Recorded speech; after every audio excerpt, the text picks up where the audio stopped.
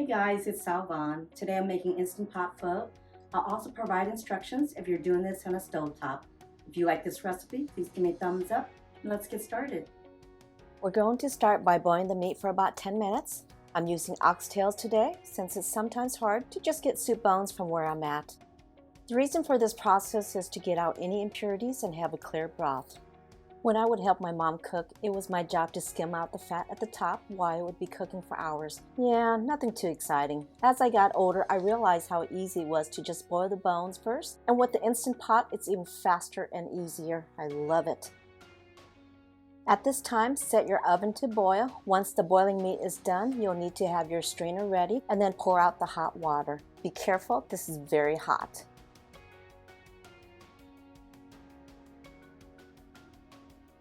Wash your meat bones and put that into your pot you'll be using. If doing the traditional stovetop method, it does take much longer for the broth to come out with the flavors that you're seeking. That's why broth is so yummy the second day. You can eat pho for days by just adding in more water and seasoning it. That's why this dish is so popular. It's fulfilling as well and goes a very long way. For the spices, you want to peel your outer onion, put that in a greased pan. Put in the cinnamon bark and the ginger. I like to do this part when I'm waiting for my meat to boil. Set in the oven for 10 minutes. When it's about 7 minutes in, I'll put the rest of the spices in. The star anise, coriander, and cloves. I'm also going to be using this Vietnamese spice as well. This particular brand has been around for as long as that I can remember. This will enhance the flavor of the broth too. If you read the back of the label, it's got more of the spices that I'm doing manually in the oven. I'm going to put them all in the cheesecloth bag except for the onion and tie the bag. For this batch, I added my water to the half mark of the pot. I'll be adding in the brown sugar, salt, MSG, and the 2 cubes of beef bouillon.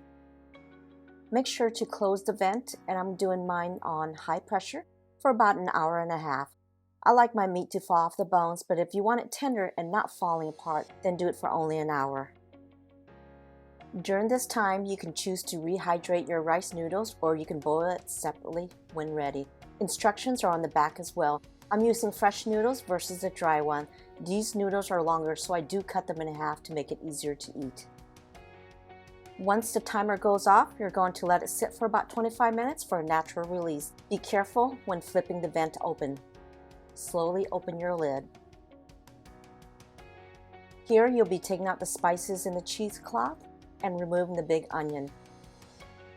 I'm using beef meatballs as one of my proteins, so I'm just going to put my cooker on saute for about 15 minutes and add in the meatballs to warm it up, and it should come to a boil.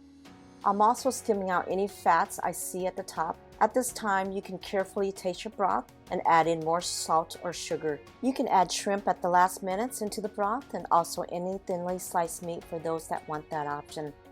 This dish does provide a lot of options and everyone seasons their bowl differently, from mild to spicy. I'm serving mine up with bean sprouts, cut up meatballs, and green onions. Add whatever condiments you prefer and enjoy.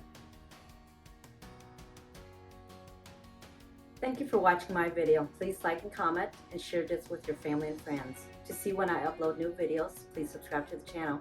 Khop Jai. Thank you. Until next time.